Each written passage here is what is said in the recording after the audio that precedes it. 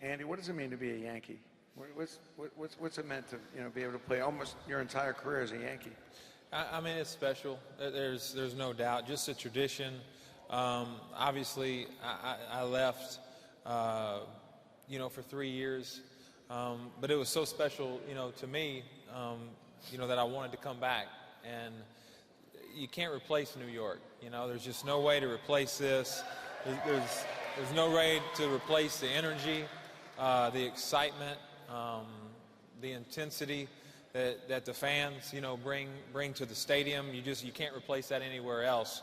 And obviously, when you come up in the organization again, when you are just around it, when they're bringing guys in, the old players when we first came up, whenever you see Yogi coming in and Whitey coming in, Joe DiMaggio, yeah. That's you three now. That's us right now, huh? Yeah, that's great.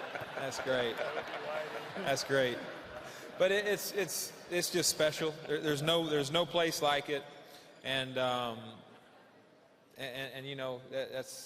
that's why it's just been so exciting to be able to see us be able to be on this run and strive, do what we did here. It just made it even more special. I think all of us too. Not one time did I ever think that any of us were scared of the moment, as far as in the postseason and those big games and stuff like that. And I think that a lot of that, sometimes a lot of failure comes from a lot of players because you almost get too overwhelmed by the moment.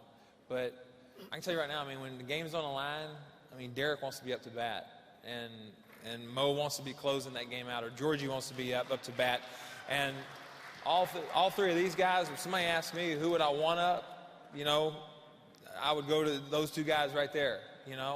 Those are the first two I'd say. Who do you want the ball in their hand? This guy right here. Out of all the players that I played with, and it's just that's what's made them so special. Is they love the moment. When you're on the mound, who are you talking to? Who are you talking to? The guys kind of have a joke. They've named whoever I'm talking to Lloyd. But really, I'm talking to myself. I'm just, verbally beating myself up to try to motivate myself to do something good out on the mound whenever it's going bad. So it's just a little something that, I don't know. I feel like it helps me, but maybe it doesn't. But I guess if you think it does, then maybe it does. Obviously, when I retired after 2010, I thought that was, it.